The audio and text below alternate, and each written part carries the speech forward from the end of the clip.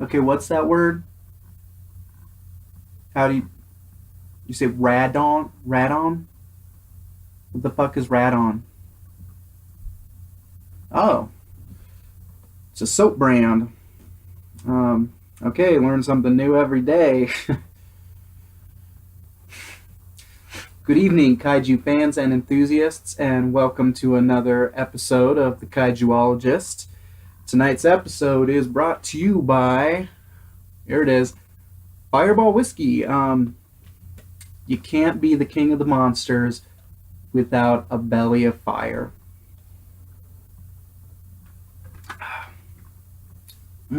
Tastes like college.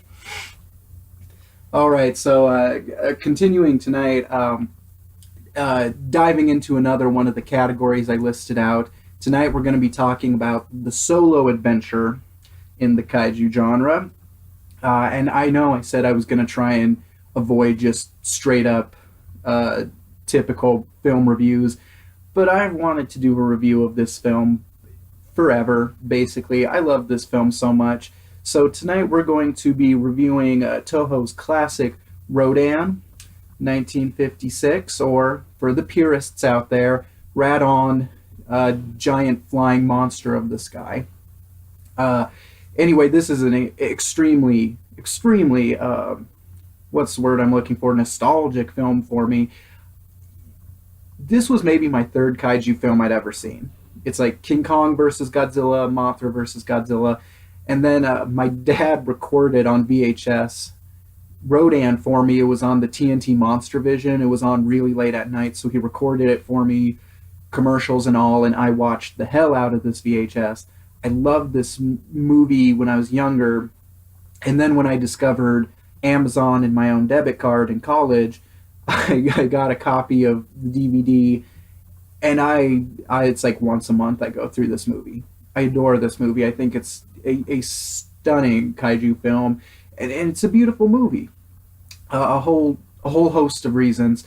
So specifically as a solo adventure, I know again I said I wasn't going to try and delve too much into plot points and just get to the discussion. But part of what I want to discuss, especially with a solo adventure in the kaiju films, is that the plot and especially the human element I think matters more than it does in a versus film. In a versus film, we have the promise of two monsters going head to head. You know that's going to be fun. You know that's going to be a good 20 minutes of excitement. With the solo adventure, you're not sure what you're promised exactly. And so if the human element is lacking, I think unfortunately the strongest example of this tends to be Varan. Uh, Even with great special effects and an interesting kaiju, the film is kind of a slug to get through. It's hard to push through to the exciting parts. I don't think that's the case with Rodan. I did when I was younger. I thought it was kind of melodramatic and dull. Now that I'm older and have gotten to study and appreciate good storytelling, I think this is an exemplary film. So, to start off, I think one of the strongest points is the way the plot builds. It starts off very intimate, almost kitchen sink drama. Let me get this name right. The mining town of Kietamatsu. Uh, we have these bodies disappearing, or miners disappearing, and their bodies are turning up, looking brutalized, ravaged.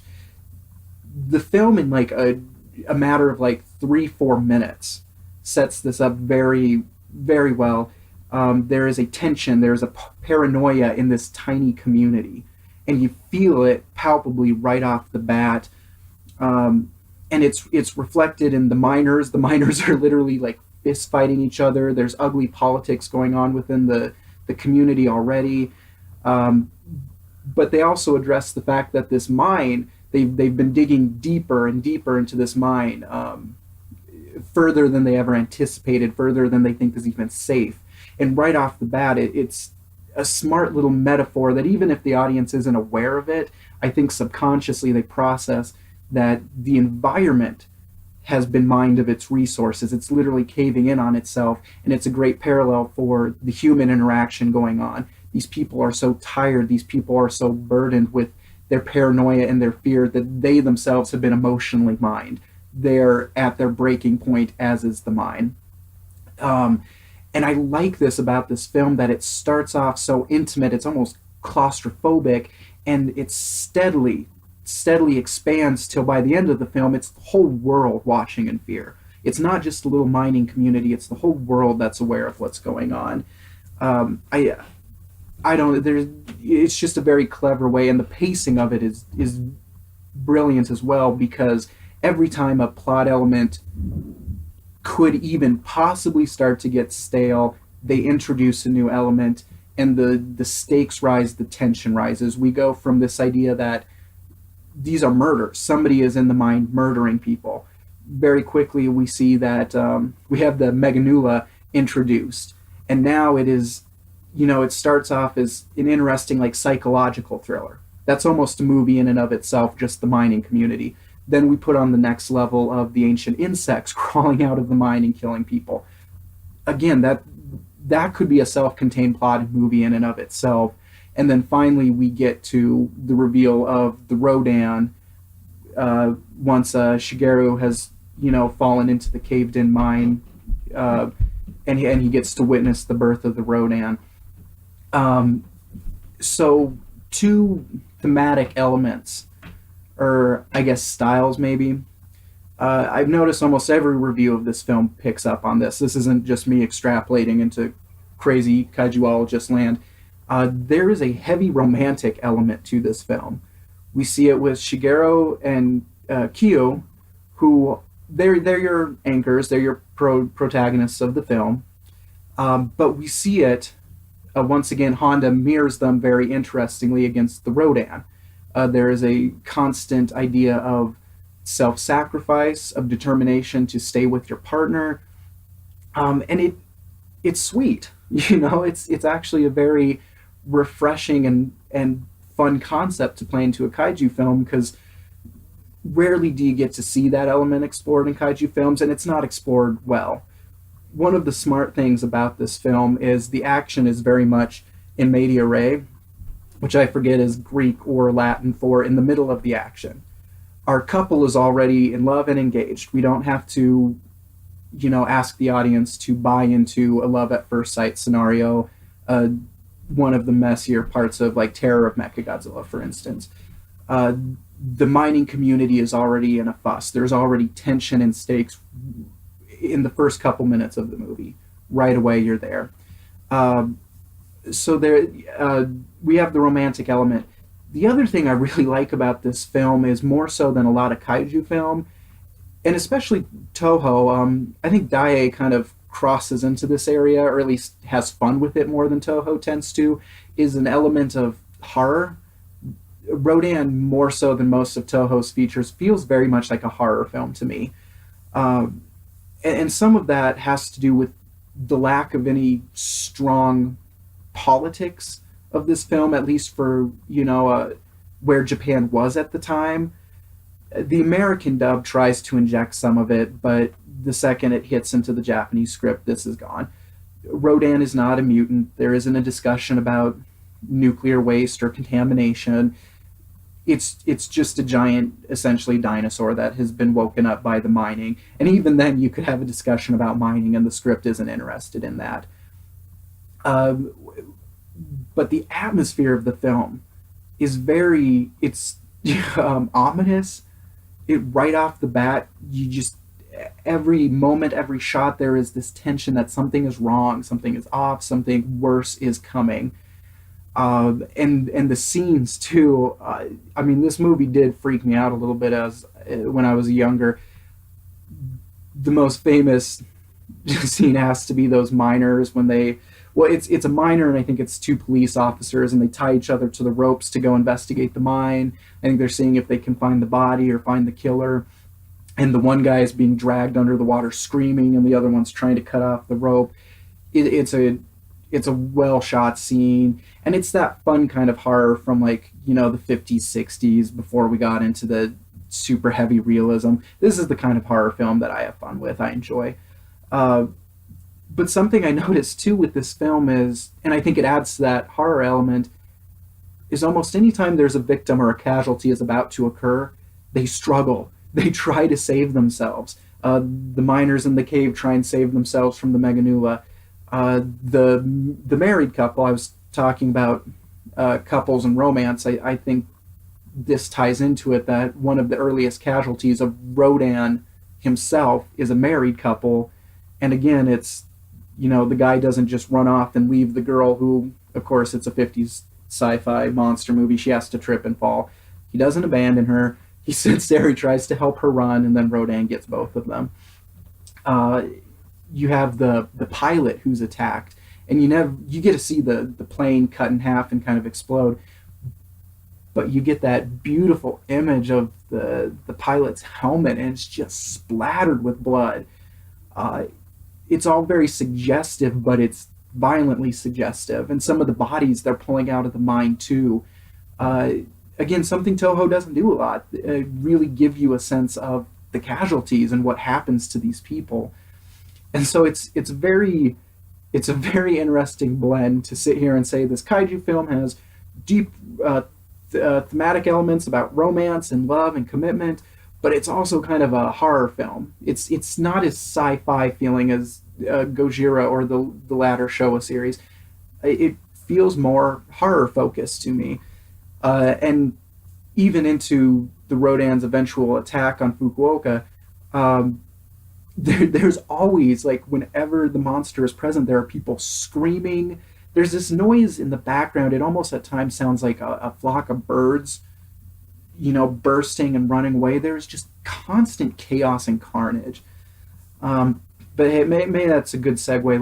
Let's move into the monsters themselves.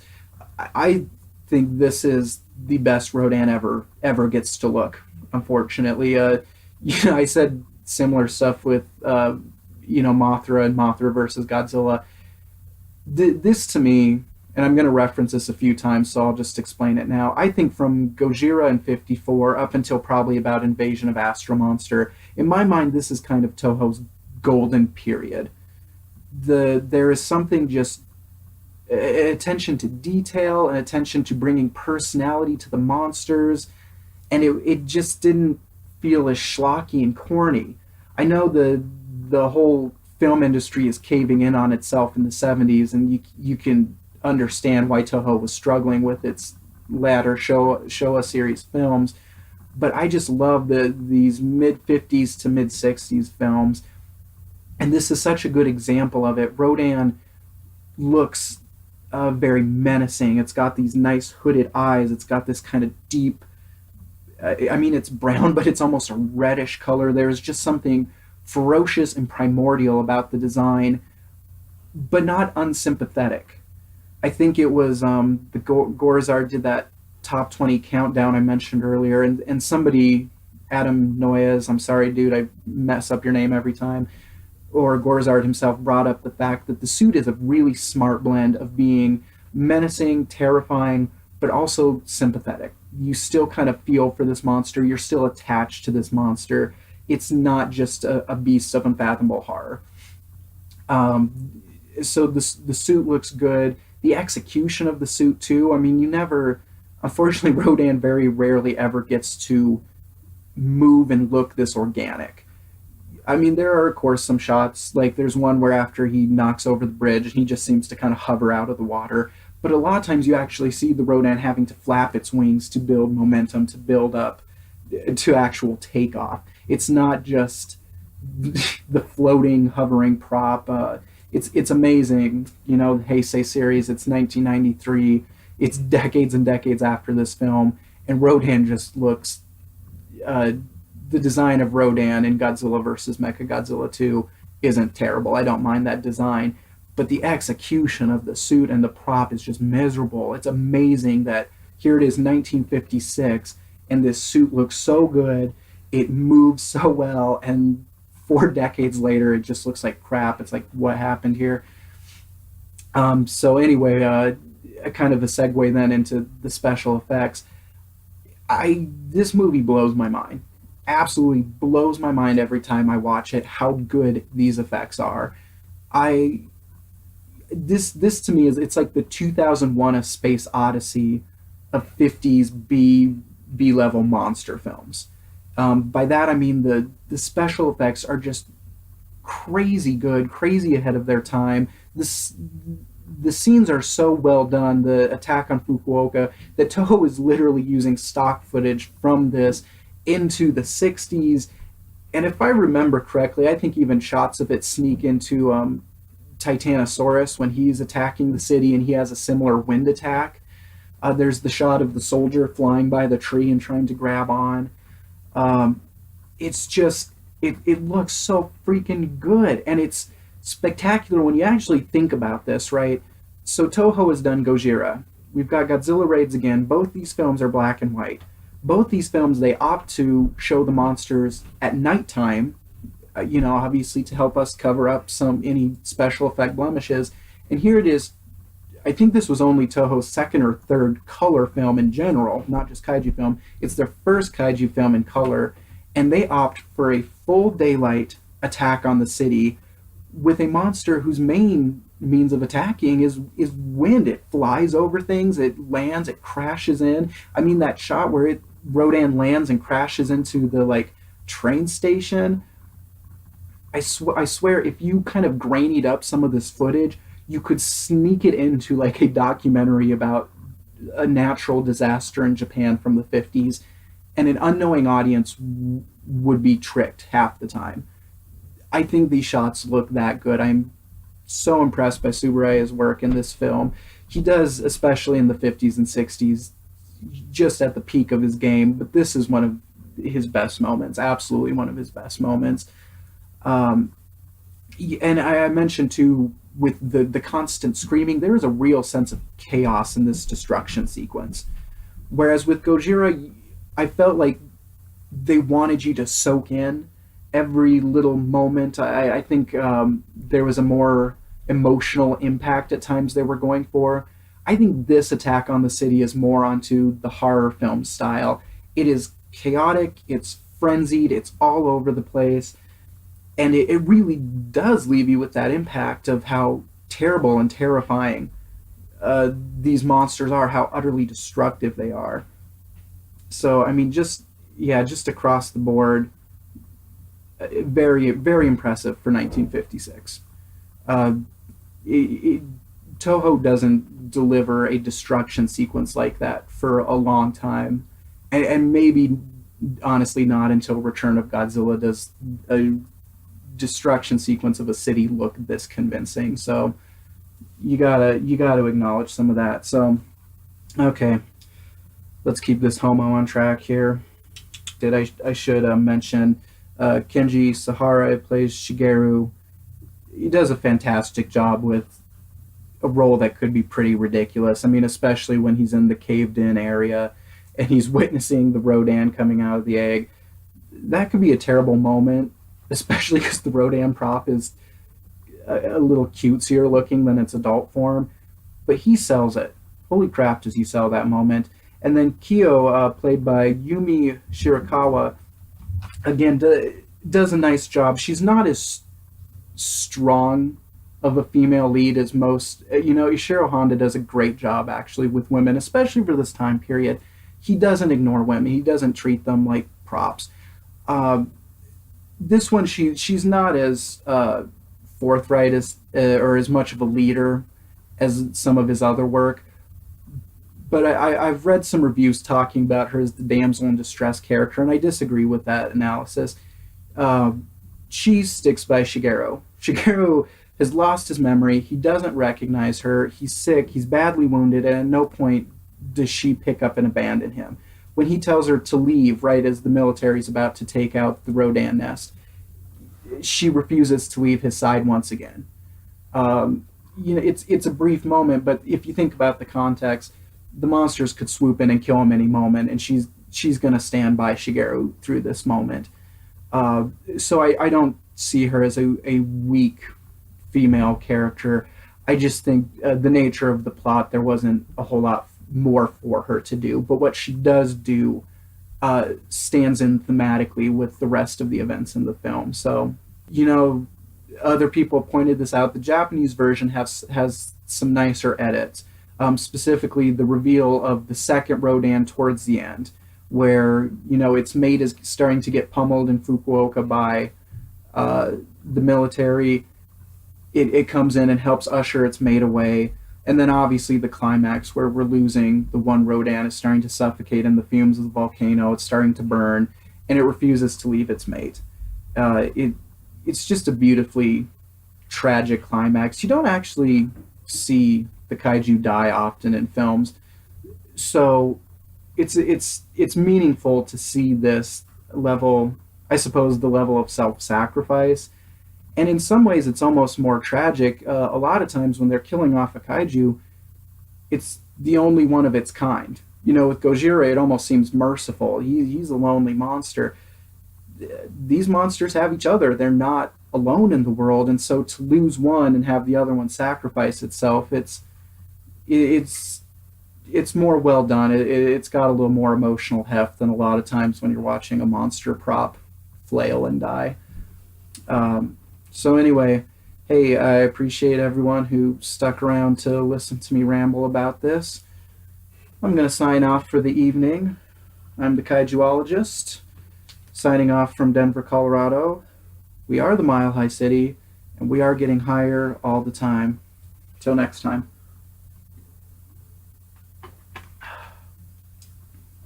That's good.